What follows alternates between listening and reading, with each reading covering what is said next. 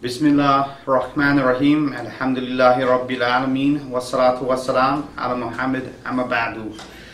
Dear brothers and sisters, obviously if you've been reading the news right now, of course there has been media attention given to the recent killings regarding Mr. Mohammed Parvez and his daughter Aqsa Parvez in the news. And of course, the attention has been given to the fact that the media is saying that this is Islamic regarding the hijab and problems because he's a devout Muslim. And of course, you know, there's many ways to look at something. Now, we have a good letter from a dear brother we'd like to read on YouTube tonight, maybe to help shed some light upon how the media points their finger and maybe how we can look at things more objectively. Abu Bakr Qasim is a freelance writer and one of our brothers, and he wrote a very good letter which we'll read right now for you, inshallah. The media in general loses its focus, disregards objectivity and balanced reporting, and forgets its ethical and professional responsibility when the suspect of a crime is thought to be a Muslim.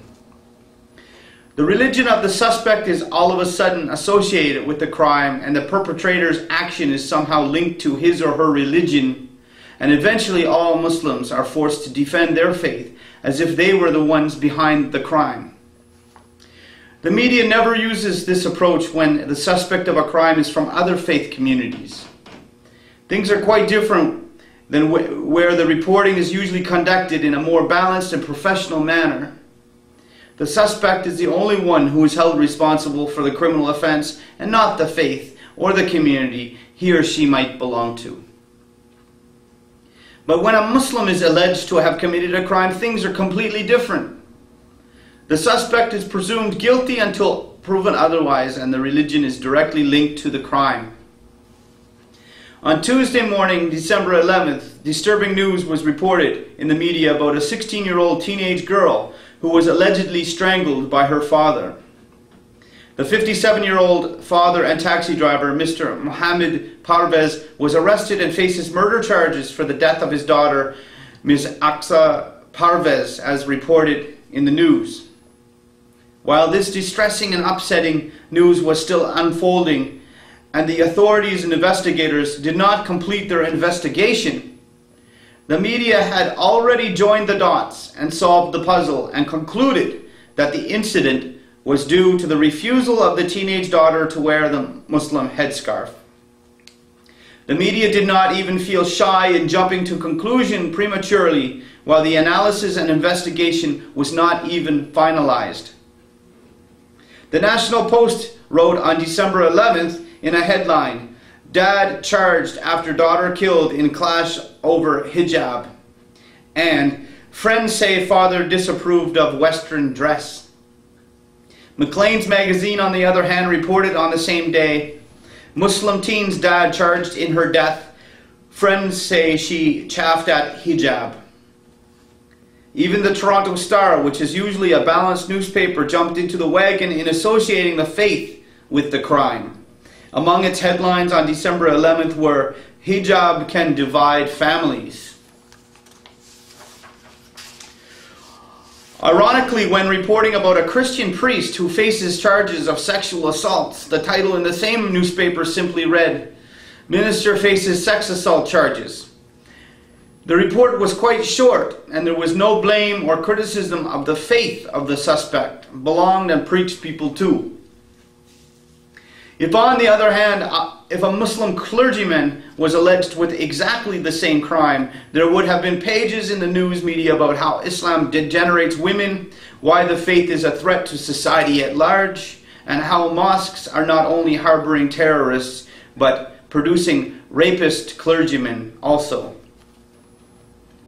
Parents would have been warned never to send their children to mosques alone, and imams are not to be trusted anymore. The title would have instead read something like, "A Muslim scholar faces sex assault charges," and the so-called experts on terrorism would have been readily available in the news to add fuel into the fire.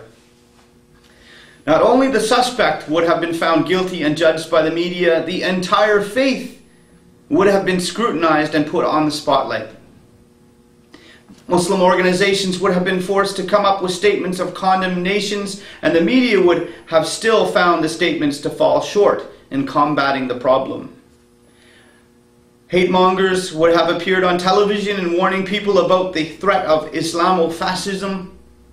The so-called moderate Muslims, on the other hand, would have played their role in creating fear and negative stereotype about the faith. I wonder what kind of approach would the media have had played with regards to the coverage of Robert Pickton's trial over the disappearance of many women in his pig farm in British Columbia. The alleged serial killer was sentenced on December 11th to life sentence with no parole eligibility for 25 years for his conviction on 6 counts of second-degree murder. The media never even once did they mention his faith.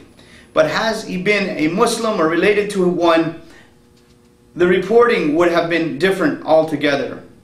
Not only him, the entire faith would have been on trial, and he would have been presumed guilty even before the trial had begun. The media in general ought and should conduct themselves with a high level of integrity and professionalism when reporting the news. They should use caution and not associate the faith with the acts of the alleged perpetrator.